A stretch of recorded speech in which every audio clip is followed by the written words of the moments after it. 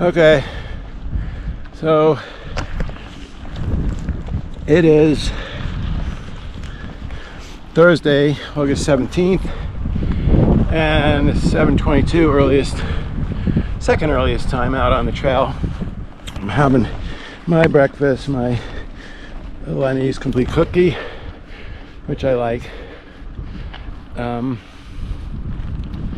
Plan today is to go to Breckenridge. I have a reservation at I think it's called the Bivy Hostel. So I think it's going to be a good day.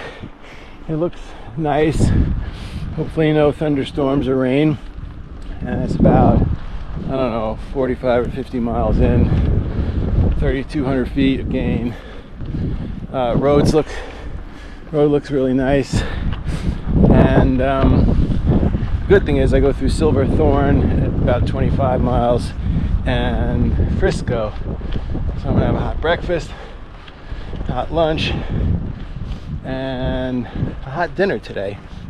And the main thing is I have to get this pump fixed.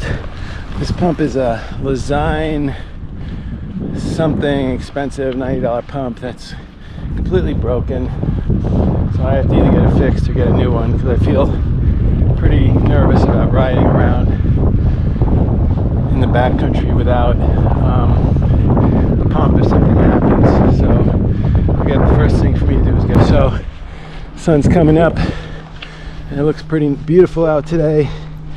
Oops, I gotta start my ride, and we'll see you in Silverthorne. So quick video. I don't know if you can see the Wahoo, but I'm at almost 9,600 feet. So this is the highest I've been on the trail. And down in that valley somewhere is Breckenridge. And I forgot the name of those peaks, but that's the biggest pass. I think the highest pass, well, certainly to date, if not on the entire trip. It's almost 12,000 feet. So that was why I was going to stay in a hostel tonight and eat up, so I will be able to make it over that pass first thing tomorrow morning, assuming the weather's good.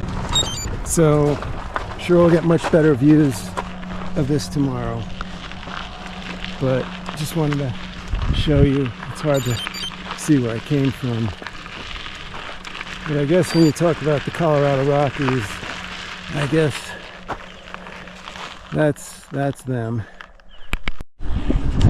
Couldn't help myself taking some more video of this beautiful pass. I'm almost 10,000 feet. I'm guessing those are Colorado 14ers because the pass again tomorrow is 12,000. And this is awesome. Plus it's downhill.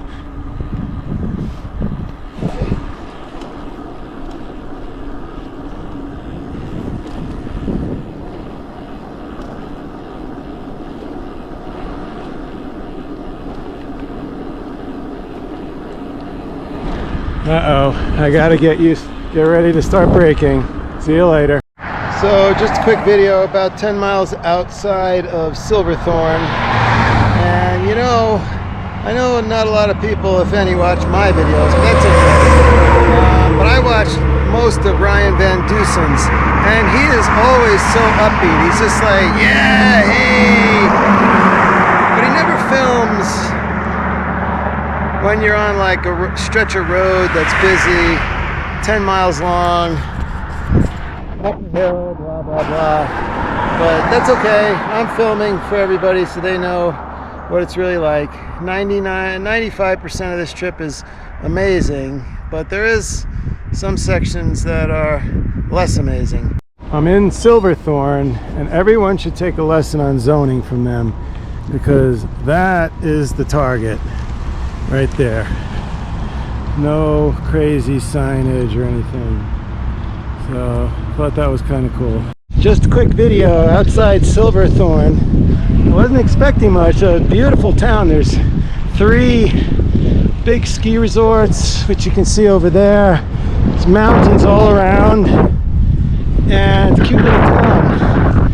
Anyway, heading out about 18 miles to Breckenridge into the hostile. I did get a new pump, which makes me happy, and some more sunblock.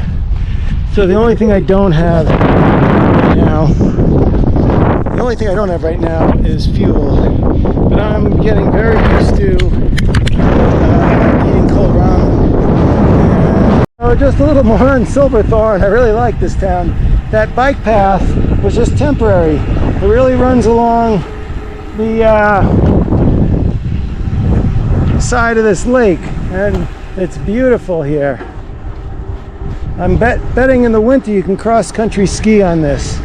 So anyway, last bit of video on Silverthorne. Hopefully I like Breckenridge just as much. Oh, and by the way, look at the paths. It's not just one path. It goes in all directions.